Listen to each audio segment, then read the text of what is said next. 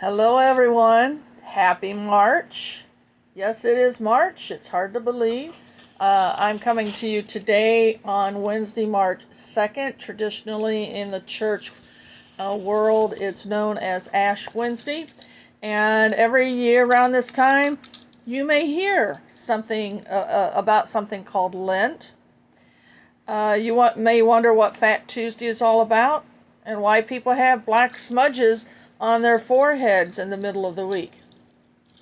Oh, and maybe you're wondering how come people have fish on Fridays. Well, stay tuned.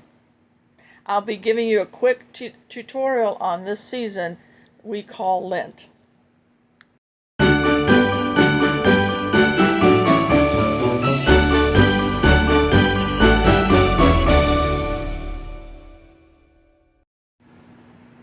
And welcome back. So, what is Lent? No, it's not what you pull out of the dryer vent. Well, let me give you a little breakdown here. And it's going to be pretty short, I think. Maybe. We'll see. In late winter, many Christian denominations observe a 40-day period of fasting and prayer, and this is called Lent, L-E-N-T. The word itself, the word Lent, comes from Germanic roots, referring to, and this is just so common sense, the lengthening of the days, showing the end of winter and the oncoming of spring. So in the ancient Germanic root, Lent, and I don't even know how to pronounce the German, so I'm not even going to try, but it means the lengthening of the days. Imagine that. However, in early Christian practices in the Roman Empire, they set the time frame as 40 days. And the reason they did that is to reflect on the event of Jesus in the wilderness for 40 days, fasting and praying, and then being tempted by Satan. Actually, you can read that story in all three of what we call the Harmonic Gospels, where the three Gospels say pretty much similar accounts. So in Matthew 4, verses 1 to 11, Mark 1, verses 12 and 13, and then Luke 4, verses 1 to 13. All three of those Gospels relate the story of Jesus being taken into the wilderness by the Holy Spirit. Satan didn't take him, by the way. It was the Holy Spirit. Led him into the wilderness where he was fasting and praying, and he was tempted or tested by Satan. Okay, so again, those passages are Matthew 4, 1 through 11, Mark 1, 12 and 13, and then Luke 4, 1 to 13. The tradition, now we're into the traditional part of the Lenten season, is still 40 days, and it's the 40 days before Easter, so it falls differently on the calendar every year, just as Easter does.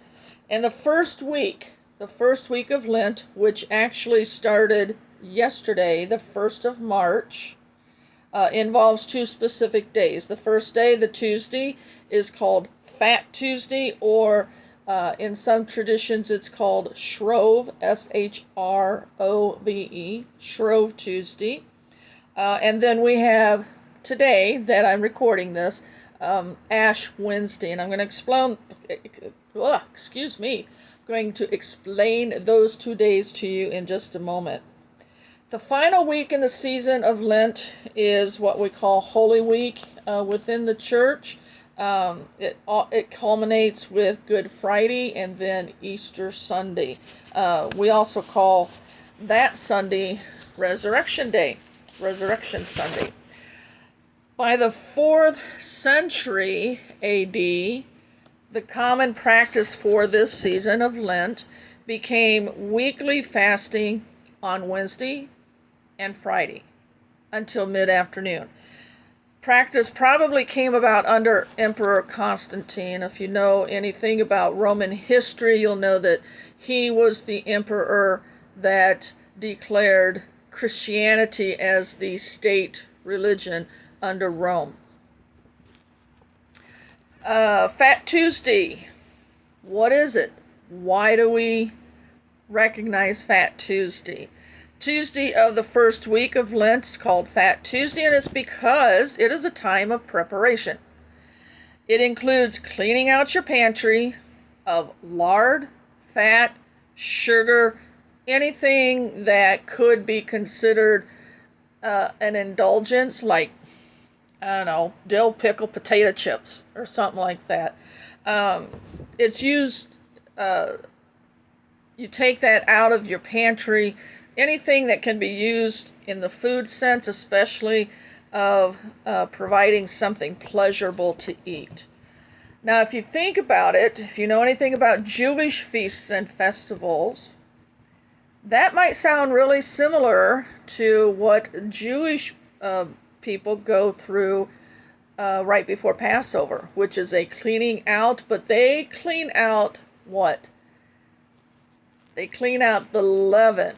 All of the leaven, because in the Bible, leaven represented sin. And so they clean out all of the leaven, whereas in our traditions, we clean out all of the lard, the fat, the sweet things, anything that would be considered an indulgence. So I think that would include Twinkies. So rather than throwing all of that away, people would cook or deep fry whatever sweet things they could, and then they would have a time of celebration with the family community the family or their neighborhood or faith community in preparation for the next 40 days, which are a time of solemn reflection and repentance.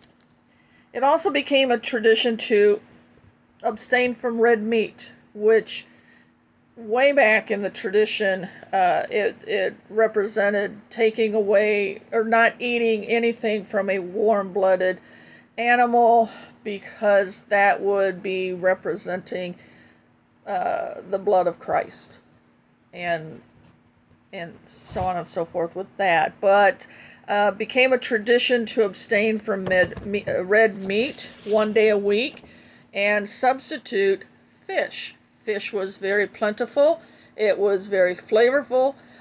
It was nutritious. So for 40 days, well, actually it's come down to 1 day a week, Fish Friday. I remember growing up when I had school lunches, when we were in the season of Lent, fish sticks or fish patties or fish whatever would be part of our lunch on those Fridays. It also became a tradition to abstain or give up something meaningful, pleasurable, or sacrificial. Now today it's evolved into, I think I'm going to give up chocolate for 40 days. What meaning is there behind that? It's pleasurable, for sure, but what is the sacrificial part of that? Whereas if you gave up driving your car, unless you had to drive it for work, but driving your car for 40 days, now that would be a sacrifice. How about giving up your favorite TV show? That's something pleasurable that you could give up for 40 days. So that's what Fat Tuesday's all about. Now in New Orleans, the tradition, and I haven't done a whole lot of background on this, but Mardi Gras came out of this time frame, and within Mardi Gras, you not only have the big parades and the celebrations, but you have the king cake. And I would encourage you to look up those traditions, because they are associated, in a sense, with the Lenten season. Okay, Ash Wednesday. What is that all about? Why do people have black smudges on their heads on this day of the week? Well, this is the first Wednesday after Fat Tuesday. Makes sense? Okay. And it's also during the first week of Lent. So, here's what that means. Ash Wednesday is a day of fasting and abstinence. Okay? Where only one full meal and no meat is to be consumed. In many denominations today, this is an obligatory fast. But one meal can be eaten, and it's usually in the evening. And again, there's no meat, and it marks the first day of Lent. So yesterday, at the time I'm recording this, would have been Fat Tuesday, the day of preparation. Today, March 2nd, is Ash Wednesday, and it's the season. We are now in the season. So the use of ashes, smudged, usually in the form of a cross, depends on what your pastor does, and it's on the forehead, and what it represents, it's reminiscent of the biblical act of mourning. If you read throughout Scripture, you'll see that people, when they were in mourning, they would put on sackcloth. Now, what is sackcloth? Basically, it's burlap. Scratchy, not very comfortable, but it was a sign of mourning. And then they would put ashes on their head, and that would represent mourning the death of a loved one, but also mourning for their sins. It could be, it was representing a time of being greatly sorrowful before God. So putting on sackcloth and ashes represented a time of being greatly sorrowful before God. It was a time when a person would come before God wearing sackcloth or mourning clothes, basically burlap, as I said, and ashes on his or her head, in an attitude of humility, seeking repentance from his or her sins, and it goes further. It's not just a time of repentance. It's a time of seeking restoration of a broken relationship with God. So it's a very solemn time, very much a time of reflection, being sorrowful for our sins, wanting to draw closer to God, asking forgiveness of our sins, mourning that broken relationship. We are in mourning for that, and it's a memorial. It's a memorial. Now, this is just a brief description of what we are now in, and we are in the season of Lent, and it is worldwide throughout the Church Universal. So I want to leave you with this challenge. What will you reflect upon these next 40 days? I don't mean, pay attention to what's on the news. Yeah, that's important with what's going on. But what will you reflect upon during these next 40 days? Will you come before God in humility, being greatly sorrowful for the part you've played in the broken relationship between you and God? If your faith community has an Ash Wednesday service tonight, I encourage you to attend and to look beyond the traditions. Now, traditions do not necessarily mean they are biblical reasons, but we have a lot of traditions associated with this season. But look beyond the traditions and the rituals and truly examine your heart. How are you coming before the Lord? What will you give up this season of Lent? Think about it. Well, I want to thank you for watching today. I hope this has helped explain a bit better about what Lent is. Sometimes we get so caught up in the traditions that we don't stop to remember that there is a spiritual meaning behind it, behind our traditions many times. Sometimes there's nothing there but tradition.